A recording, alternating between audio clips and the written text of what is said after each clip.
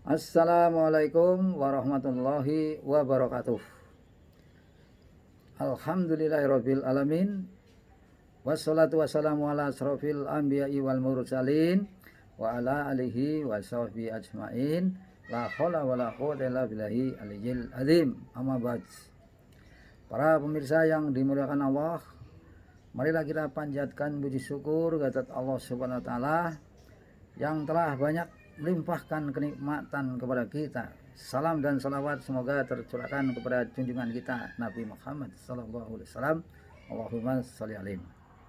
Para pemirsa yang dimuliakan Allah, saya akan menyampaikan sedikit tentang makna akhlakul karimah. Akhlakul karimah yang secara umum bermakna karakter atau perilaku manusia yang baik atau yang terpuji. Dalam hadis Nabi dikisahkan, A'udzubillahi minasyaitonirrajim. Bismillahirrahmanirrahim. Innama bu'istu li utamima makarimal akhlak. Yang artinya kurang lebih, sesungguhnya aku diutus untuk menyempurnakan akhlak manusia. Ya. Jadi dalam pandangan Islam ya, secara luas akhlakul karimah dilihat dari dua dimensi. Dimensi yang pertama adalah akhlakul karimah kepada Allah. Dimensi yang kedua adalah akhlakul karimah kepada makhluk-makhluk Allah. Akhlakul karimah kepada Allah, ya, mari perhatikan surat Maryam ayat 88 dan 89. A'udzubillahi minasyaitonirrajim. Bismillahirrahmanirrahim. Wa qalu takhadar rahmanu walada laqad ji'tum syai'an idza. Yang artinya kurang lebih, mereka berkata, yang Maha Pengasih mengambil anak.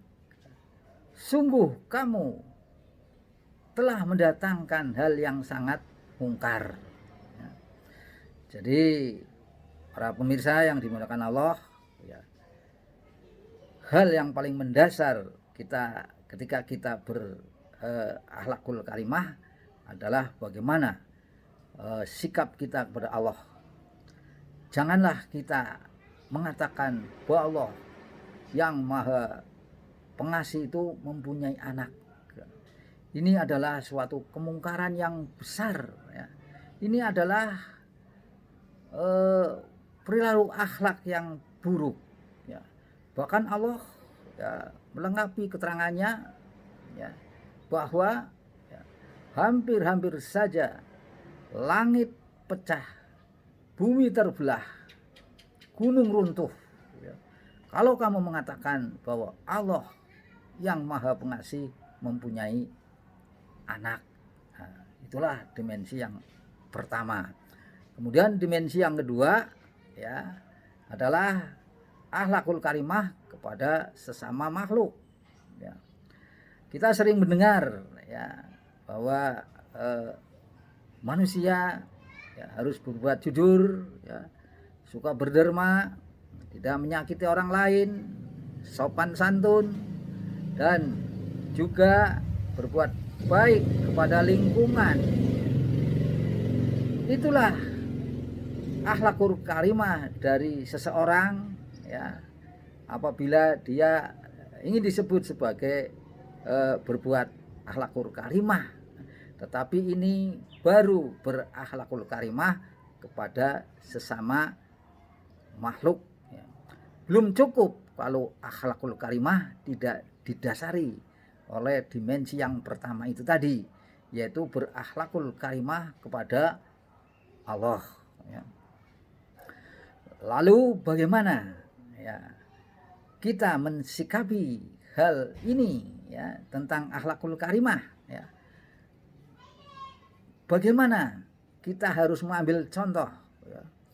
Dalam Al-Qur'anul Karim surat Al-Ahzab, Allah berfirman, A'udzubillahi minasyaitonirrajim. Bismillahirrahmanirrahim.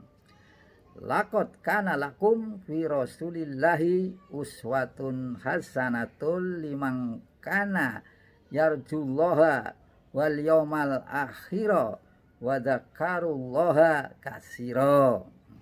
Yang artinya kurang lebih, sungguh pada diri Rasulullah ada akhlak yang baik, akhlak yang dicontoh. Barang siapa yang menghendaki berjumpa dengan Allah dan hari akhir, dan berzikirlah kepada Allah zikir yang banyak. Ya.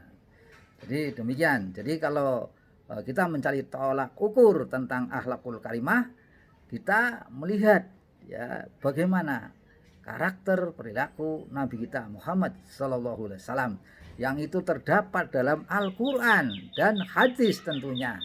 Bahkan Nabi kita ini, Nabi Muhammad Sallallahu Alaihi Wasallam, juga disebut sebagai Al-Quran yang berjalan atau the living Quran.